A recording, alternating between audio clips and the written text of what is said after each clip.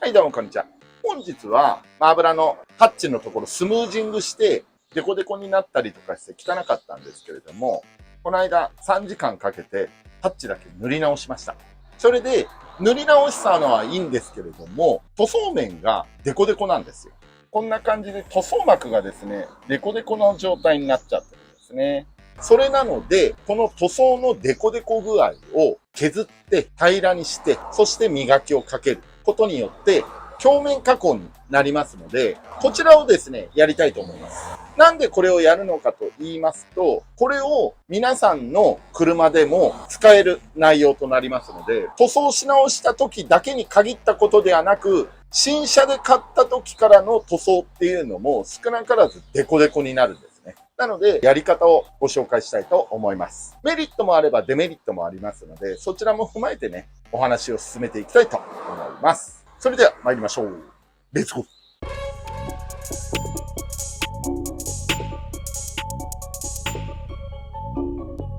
はい、ということで、こちらね、マーブラ号、この間3時間かけて塗装しました。ハッチをね。それで、ほぼ塗装は乾いている状況になっております。そして、先ほど言った通り、このデコデコを削っていきたいと思うんですけども、今回は、できるだけハンドメイドやりたいと思います。削って平らにしていったら、コンパウンド、液剤をつけて、それで磨くというのをやっていきたいと思います。できるだけその視聴者さん目線、機会がない人でも自分で根気があればできるんだよっていうのをご紹介。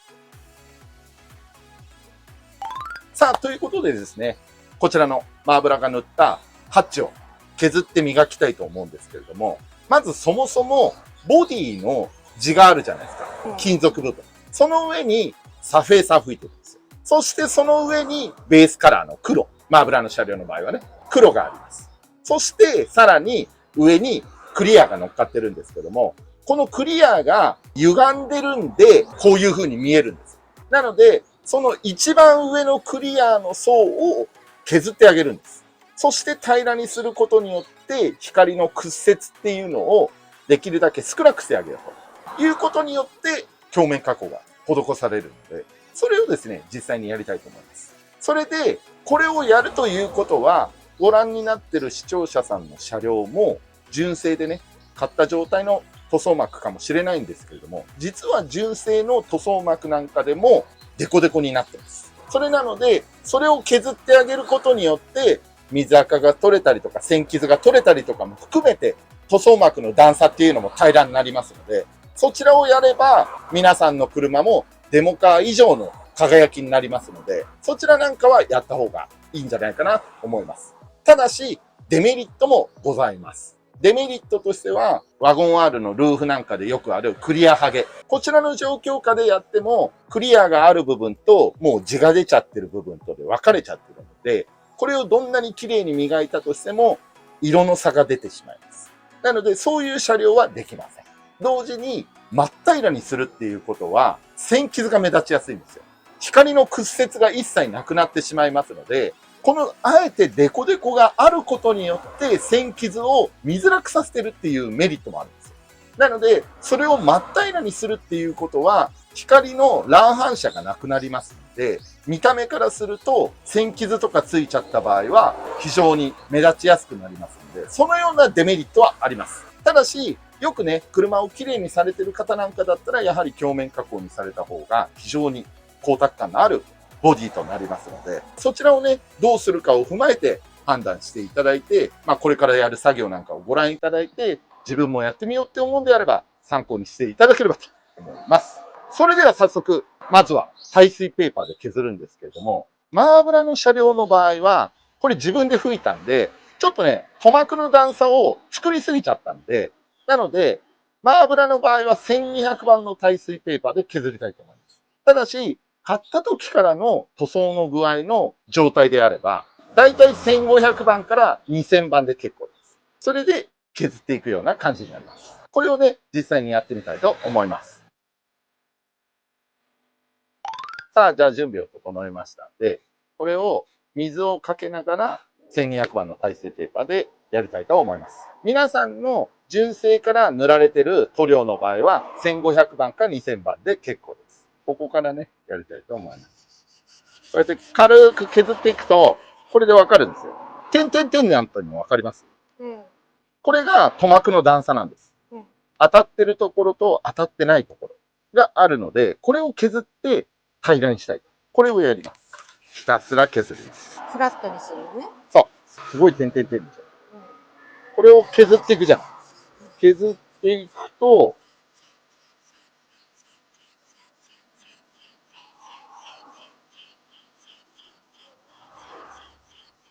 ほら、点々点なくなったの分かります？ここの部分。うん。そう。これをやってるんですよ。ほら、こっちはデコデコなくなったでしょ。こっちはまだ点々点あるんですよ。点々がね。そう。これをどんどんどんどん削って平らにしていく。今こうやって削ったじゃないですか。うん。でも今点々点ないじゃないですか。うん。ただ、これ一回拭き取ると意外にもまだ点々点があったりするんですよ。一回乾いたタオルで水気を拭き取る。その状態で果たして段差がないのかどうか、点々点がないのかどうかっていうのを検証した方がいいと思います。ちょっとそれを見てみましょう。はい、じゃあこれでタオルを持ってきました。これで水気を拭き取ってみましょう。拭いてみるとこうやって意外に点々点があるんですよ。うん。映ってる。そう。それなので、これがあったらもう一回削ってあげる。ただこっちの方はだいぶね、なくなってきましたよね。うん。こういうところね。そう。これを取ってあげるのが重要です。ほら。乾いてくるのわかるでしょ。これをこっちのように何もないようにしてあげる。これ下地が出てるとかじゃなくて？これはまだクリアの層です。あ、クリアのツヤツヤのところと。そう。